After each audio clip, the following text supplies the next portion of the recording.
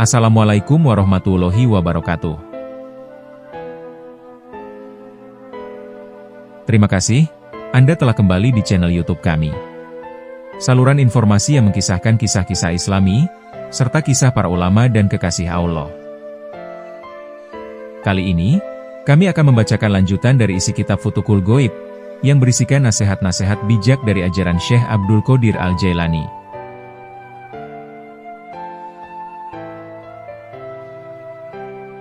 Risalah Syekh Abdul Qadir yang ke-31. Jika terdapat di dalam hatimu suatu perasaan benci atau sayang kepada seseorang, maka telitilah perbuatannya itu berdasarkan Al-Quran dan hadis. Jika benci engkau itu sesuai dengan Al-Quran dan hadis, maka bergembiralah engkau, karena engkau bertindak sesuai dengan Allah dan Rasul-Nya. Tetapi, jika benci engkau itu tidak sesuai dengan Al-Quran dan hadis, maka ketahuilah bahwa sesungguhnya engkau telah mengikuti hawa nafsu engkau. Jika engkau membenci orang itu karena terpengaruh oleh hawa nafsu engkau, maka berarti engkau tidak berlaku adil, dan engkau telah menentang Allah dan Rasul-Nya. Oleh karena itu, kembalilah engkau kepada Allah, bertobatlah karena kebencian engkau itu. Dan bermohonlah kepadanya, supaya engkau mengasihi orang itu dan orang-orang lain, yang terdiri atas orang-orang yang beriman, wali-walinya, orang-orang pilihannya, dan orang-orang saleh dari hamba-hambanya, serta hendaklah engkau menyesuaikan dirimu dengan Allah di dalam mengasihi orang itu. Bersikaplah engkau terhadap seseorang, seperti engkau bersikap terhadap orang yang engkau kasihi. Pendek kata, hendaklah engkau meneliti perbuatan orang itu berdasarkan Al-Quran dan hadis. Sekiranya Al-Quran dan hadis membenarkan dan menyukai perbuatan orang itu, maka engkau pun harus membenarkan dan menyukainya. Akan tetapi, jika keduanya membencinya, maka engkau pun hendaklah membencinya. Jelasnya, engkau harus menyayangi dan membenci sesuai dengan Al-Quran dan hadis. Sesuaikanlah perasaan dan perbuatanmu dengan Al-Quran dan hadis. Jika engkau mengasihi seseorang, sedangkan Al-Quran dan hadis membencinya, maka janganlah engkau mengasihinya, supaya engkau tidak menuruti hawa nafsumu. Engkau diperintahkan untuk melawan hawa nafsumu, sebagaimana firman Allah.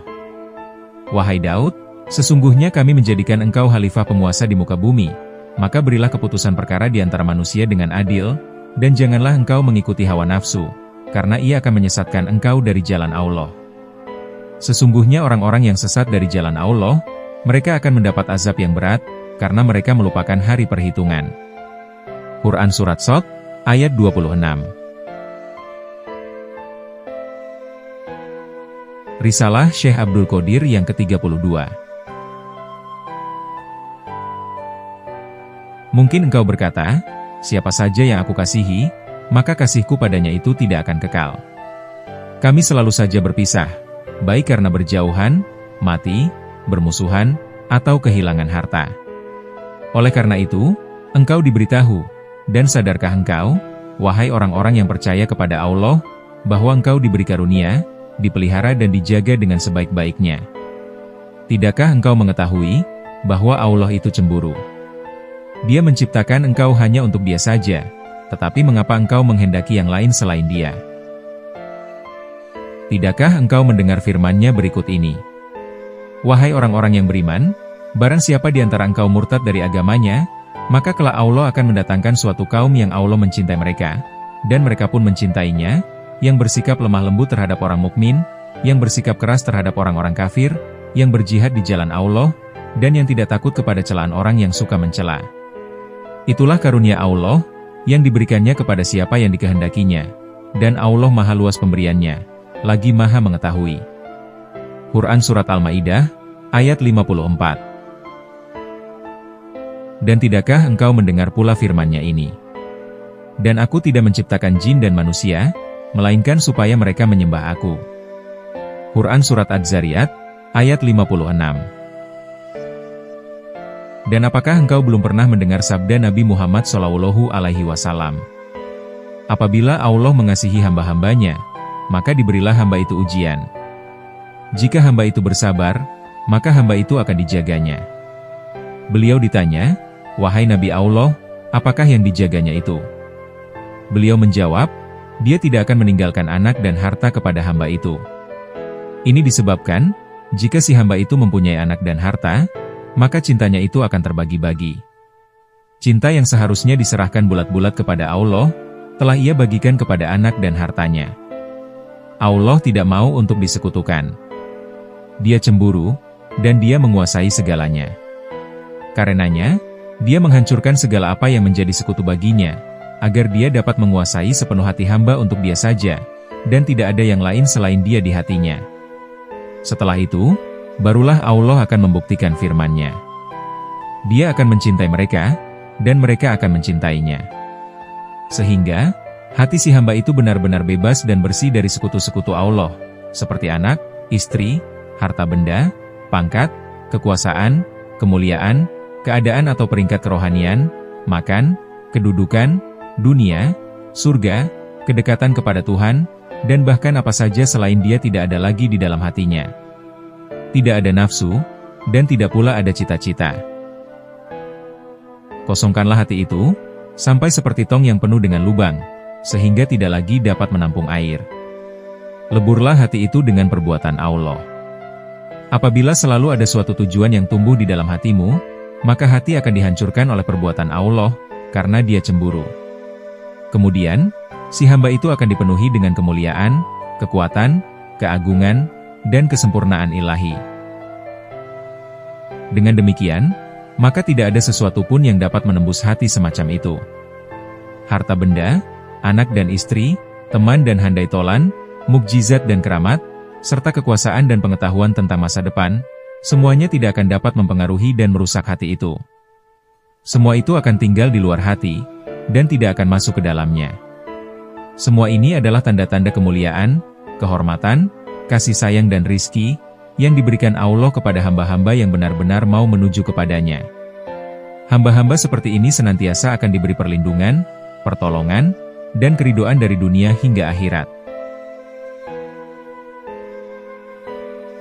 Risalah Syekh Abdul Qadir yang ke-33. Terdapat 4 macam manusia. Yang pertama, mereka yang tidak mempunyai lidah dan hati.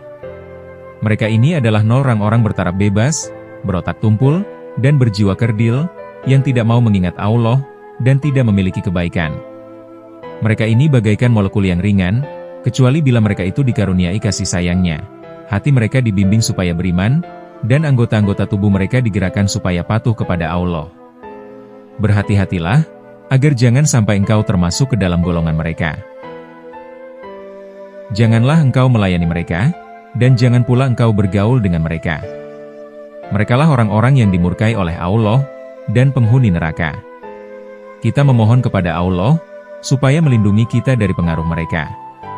Sebaliknya, hendaklah engkau berupaya menjadikan diri engkau, sebagai orang yang dilengkapi dengan ilmu ketuhanan, guru yang mengajarkan kebaikan, pembimbing manusia dalam agama Allah, dan pemimpin, serta pengajak manusia kepada jalan Allah. Berhati-hatilah jika engkau hendak mempengaruhi mereka, supaya mereka patuh kepada Allah, dan memberikan peringatan kepada mereka, tentang apa-apa yang memusuhi Allah. Jika engkau berjuang di jalan Allah, untuk mengajak mereka menuju Allah, maka engkau akan menjadi seorang pejuang dan pahlawan di jalan Allah, dan engkau akan diberi pahala, seperti yang diberikan kepada para nabi dan para rasul. Nabi Muhammad SAW pernah bersabda kepada Sayyidina Ali, "Jika Allah membimbing seseorang, melalui bimbinganmu yang diberikan kepadanya, maka hal itu adalah lebih baik bagimu, daripada apa saja yang disinari oleh matahari." Yang kedua, mereka yang mempunyai lidah, tetapi tidak mempunyai hati. Mereka pandai berbicara, tetapi tidak melakukan apa yang mereka bicarakan. Mereka mengajak manusia untuk menuju Allah, tetapi mereka sendiri lari dari Allah. Mereka membenci maksiat yang dilakukan oleh orang lain, tetapi mereka sendiri bergelimang di dalam maksiat itu. Mereka menunjukkan kepada orang lain, bahwa mereka itu soleh, tetapi sebenarnya mereka sendiri melakukan dosa-dosa besar. Bila mereka sedang menyendiri, maka mereka bersikap seperti harimau yang berpakaian. Inilah orang-orang yang seperti disabdakan oleh Nabi SAW. Orang yang paling ditakuti di kalangan umatku, dan aku pun menakutinya, adalah orang alim yang jahat. Kita berlindung kepada Allah dari orang alim seperti itu. Oleh karena itu, larilah, dan jauhilah orang-orang seperti itu. Jika tidak, maka engkau akan terpengaruh oleh kata-kata manisnya yang muluk itu, dan api dosanya itu akan membakar engkau, serta kekotoran hatinya akan membunuh engkau. Yang ketiga, mereka yang mempunyai hati, tetapi tidak mempunyai lidah, sedangkan dia adalah orang yang beriman. Allah telah menutup mereka dari makhluknya, menggantungkan tabirnya di sekeliling mereka, dan memberikan kesadaran kepada mereka, tentang cacat cedera diri mereka. Allah menyinari hati mereka dan menyadarkan mereka, akan kejahatan yang timbul akibat bercampur dengan orang banyak, serta kejahatan akibat banyak berbicara. Mereka mengetahui, bahwa keselamatan itu terletak dalam diam, dan berholwat atau menyendiri. Nabi Shallallahu Alaihi Wasallam pernah bersabda, "Barang siapa diam, maka ia akan mencapai keselamatan." Sabdanya pula, "Sesungguhnya berkhidmat kepada Allah itu terdiri atas 10 macam, 9 diantaranya adalah terletak dalam diam." Oleh karena itu, mereka yang termasuk dalam golongan ini, adalah para wali Allah yang secara tersembunyi. Mereka akan diberi perlindungan dan keselamatan. Mereka adalah orang-orang yang bijaksana dan rekan Allah. Mereka akan diberkati dengan keridhoannya, dan segala yang baik akan diberikan kepada mereka. Maka, hendaklah engkau berteman dan bergaul dengan orang-orang ini, serta berikanlah pertolongan kepada mereka. Jika engkau berbuat demikian, maka engkau akan dikasihi oleh Allah, engkau akan dipilih olehnya, dan akan dimasukkan ke dalam golongan mereka yang menjadi wali Allah, dan hamba-hambanya yang soleh. Yang keempat, mereka yang diajak ke dunia tidak nyata, dan diberi pakaian kemuliaan. Seperti dalam sabda Nabi Shallallahu Alaihi Wasallam, "Barang siapa menuntut ilmu, lalu ia mengamalkan ilmu itu, dan mengajarkannya kepada orang lain, maka ia akan dibawa ke alam gaib, dan dimuliakan." Orang-orang yang termasuk dalam golongan ini mempunyai ilmu-ilmu ketuhanan, dan tanda-tanda Allah. Hati mereka akan menjadi gedung ilmu Allah yang sangat agung, dan Allah akan memberinya rahasia-rahasia yang tidak diberikan kepada orang lain. Allah telah memilih mereka, dan membawa mereka dekat kepadanya. Allah akan membimbing mereka, dan membawa mereka ke sisinya. Hati mereka akan dibuka, untuk menerima rahasia-rahasia dan ilmu-ilmu yang tinggi ini. Allah akan menjadikan mereka sebagai pelaku perbuatannya, pengajak manusia ke jalan Allah, dan pelarang mereka untuk berbuat dosa dan maksiat. Mereka menjadi orang-orang Allah. Mereka mendapatkan bimbingan yang benar. Mereka dapat memberikan pertolongan kepada orang-orang yang menuju jalan Allah. Mereka menjadi orang-orang yang benar, dan mengesahkan kebenaran orang lain. Mereka diibaratkan sebagai pantulan sinar para nabi dan rasul Allah. Mereka senantiasa mendapat taufik dan hidayah dari Allah yang Maha Agung. Orang yang termasuk dalam golongan ini berada dalam peringkat terakhir, atau puncak kemanusiaan, yang tidak ada kedudukan lain di atasnya, kecuali kenabian. Oleh karena itu, berhati-hatilah, agar tidak sampai engkau memusuhi dan menentang orang-orang seperti ini. Dengarkanlah, dan perhatikanlah pembicaraan dan nasihat mereka. Karena, keselamatan itu berada dalam memperhatikan pembicaraan mereka, dan berdampingan dengan mereka. Sebaliknya, kebinasaan dan kerusakan akan datang jika berjauhan dengan mereka, kecuali bagi mereka yang diberi kekuasaan dan pertolongan oleh Allah, untuk menerima hak dan ampunan. Demikianlah, aku telah membagi manusia atas 4 golongan.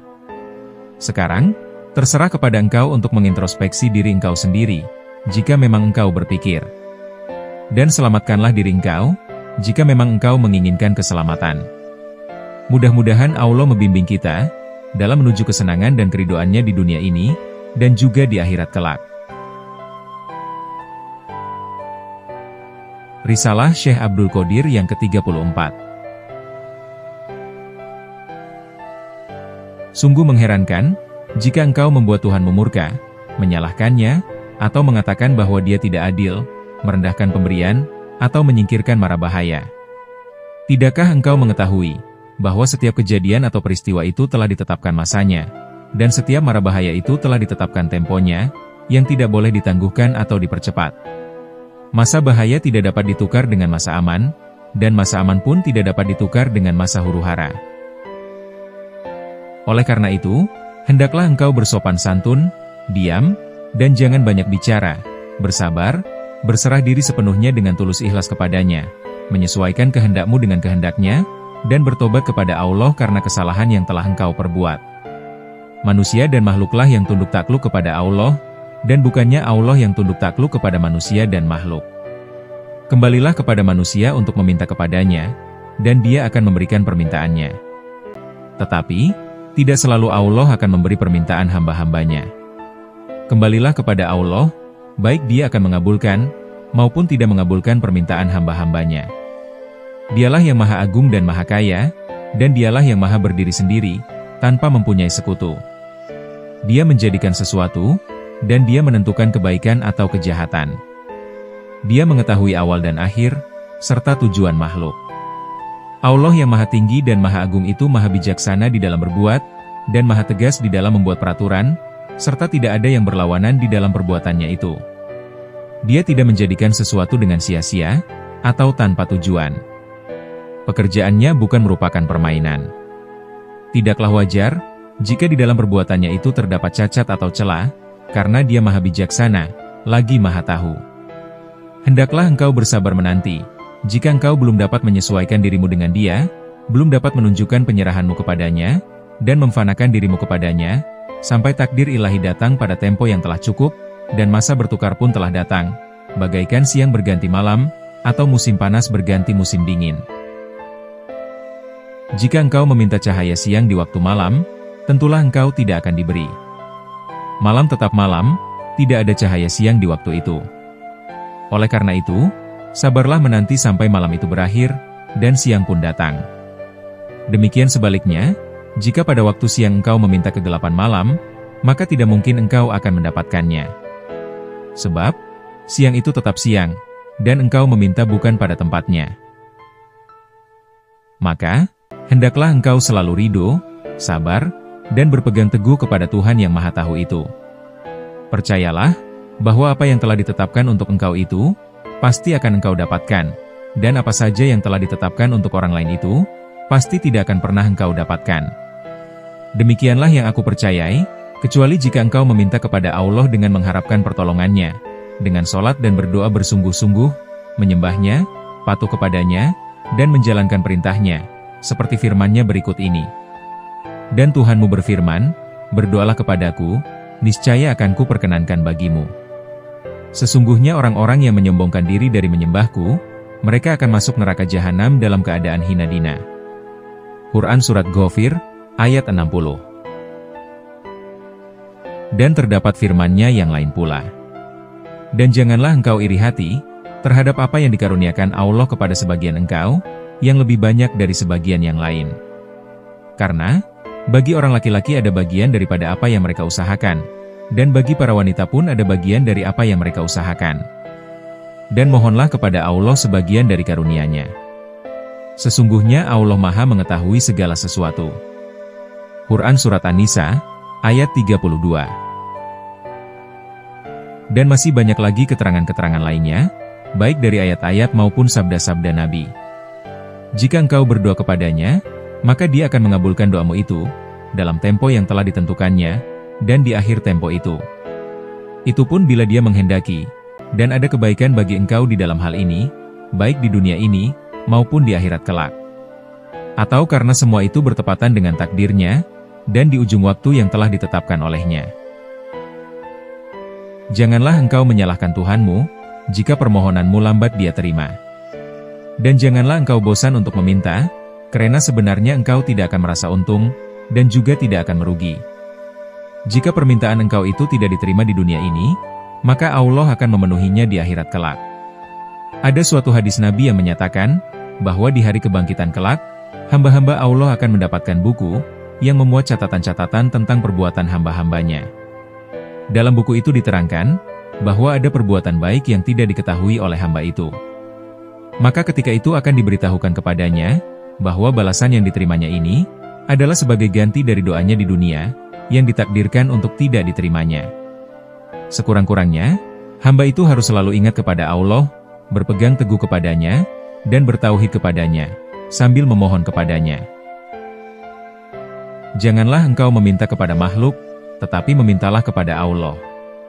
Oleh karena itu, dalam pertukaran siang dengan malam, sehat dengan sakit, waktu perang dengan waktu aman, atau waktu senang dengan waktu susah, engkau berada dalam salah satu di antara dua keadaan di bawah ini.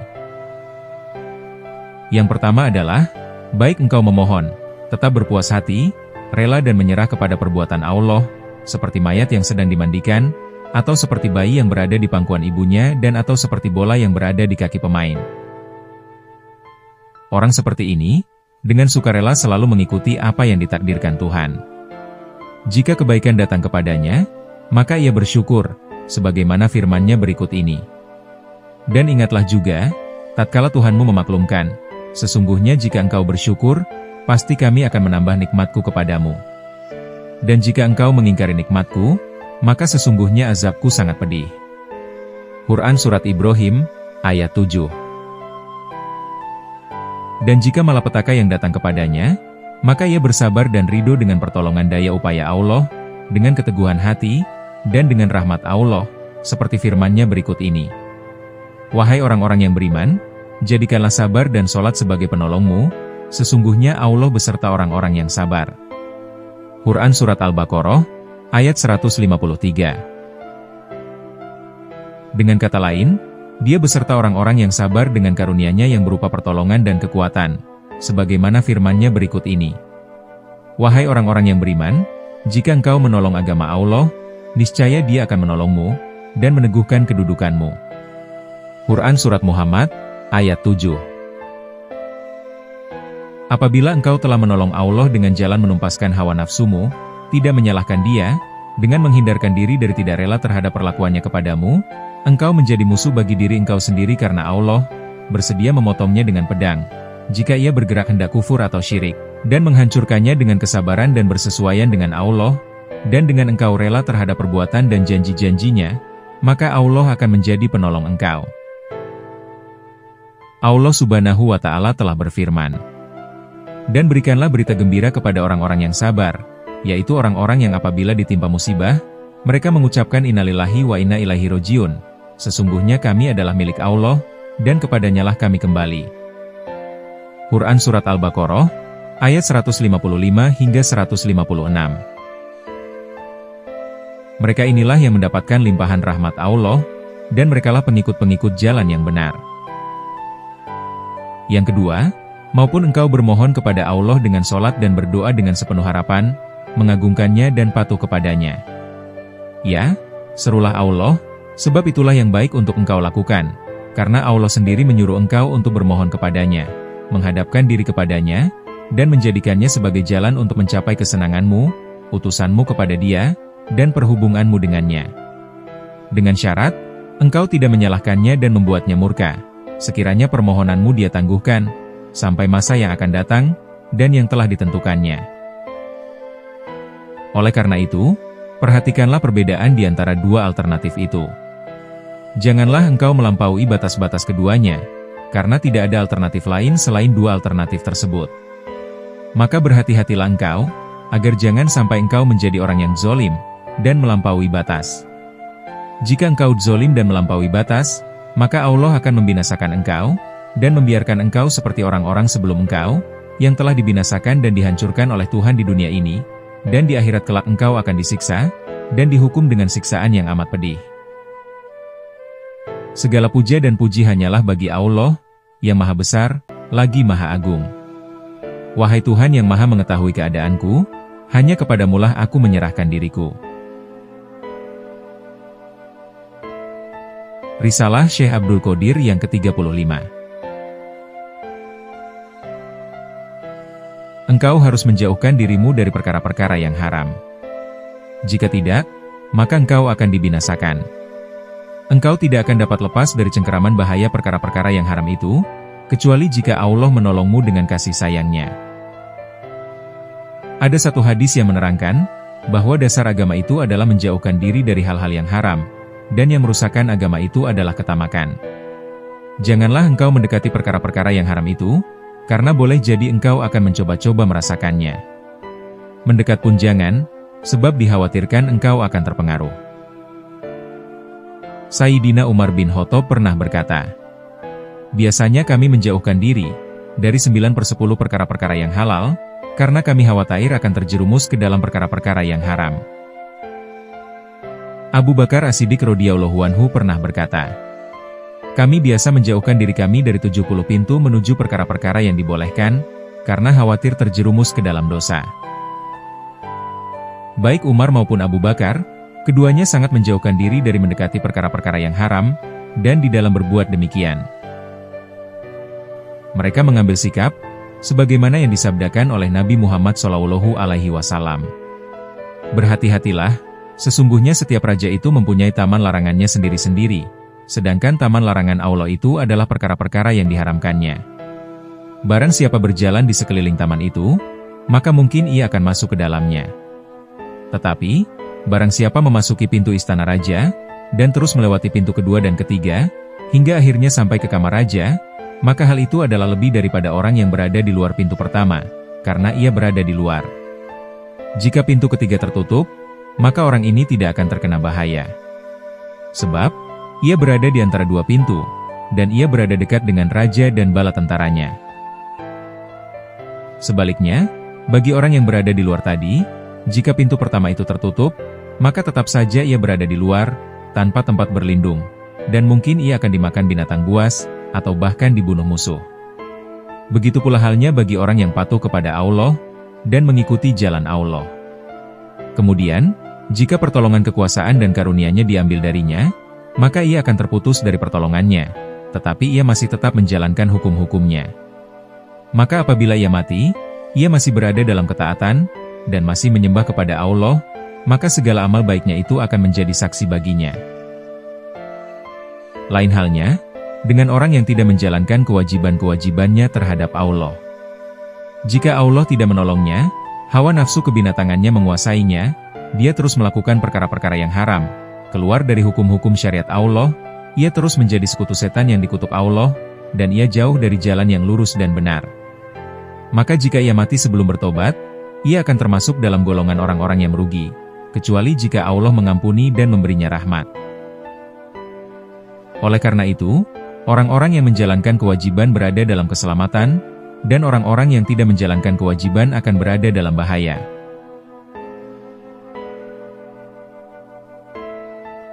Demikianlah beberapa risalah Syekh Abdul Qadir Al-Jailani dalam kitab Futuhul Ghaib. Semoga nasihat-nasihat beliau dapat menjadi tauladan dalam kehidupan kita semua. Semoga Allah Subhanahu wa Ta'ala mengumpulkan kita dengan para kekasih-Nya, di dunia maupun akhirat. Semoga kita dapat meneladani kepribadian akhlak para kekasih Allah, serta mengambil hikmah dari kisah-kisahnya. Dan semoga dengan apa yang telah kami sampaikan, dapat menambah ketakwaan kita kepada Allah Subhanahu wa Ta'ala. Wallahu a'lam bishawab.